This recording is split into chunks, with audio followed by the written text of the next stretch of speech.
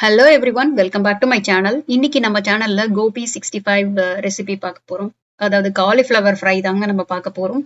Cauliflower ஃப்ரையே வந்து chicken 65 பண்ற மாதிரி அதே மேரினேஷன்ல, ஆனா ரெஸ்டாரண்ட் ஸ்டைல்ல வந்து இன்னைக்கு நம்ம இந்த கோபி 65 பண்ணிக்க போறோம். வாங்க எப்படின்னு பார்க்கலாம். ஃபர்ஸ்ட் வந்து இதுக்கு பெரிய காலிஃப்ளவர் ஒன்று எடுத்து நல்லா வந்து கிளீன் பண்ணி இந்த மாதிரி கரெக்டான சைசஸ்ல வந்து நான் கட் பண்ணி எடுத்துக்கிட்டேன்.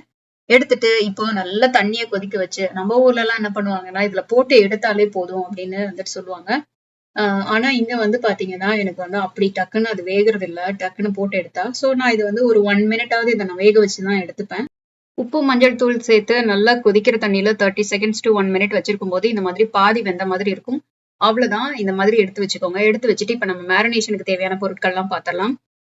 2 டீஸ்பூன் அளவுக்கு மிளகாய் தூள் எடுத்துக்கோங்க. 1 டீஸ்பூன் மல்லித்தூள், 1 டீஸ்பூன் உப்பு, 1 டீஸ்பூன் இஞ்சி பூண்டு பேஸ்ட், அதுக்கப்புறமா 4 டீஸ்பூன் அளவுக்கு கார்ன்ஸ்டார்ச்,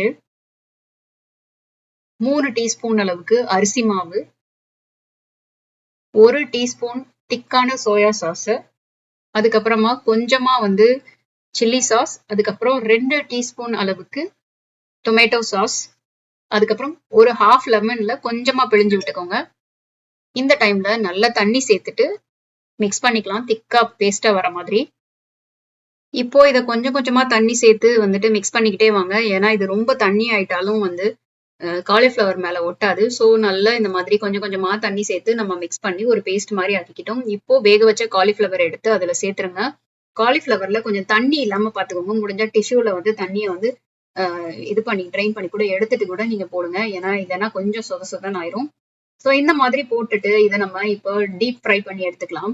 எண்ணெய் நல்லா சூடானதும் இதை வந்து மீடியம் ஹீட்ல வச்சுட்டு இப்போ பொறுமையா வந்து இந்த காலிஃப்ளவர் ஒன்னொன்னா எடுத்து நீங்க சேர்த்துக்கோங்க. சேர்த்துட்டு இப்போ இதை நல்லா டீப் ஃப்ரை பண்ணி எடுத்துடலாம். பரட்டி பரட்டி விட்டு எல்லா சைட்ஸ்லயும் நல்லா வேகிற மாதிரி வந்துட்டு டீப் ஃப்ரை பண்ணி எடுத்துக்கோங்க.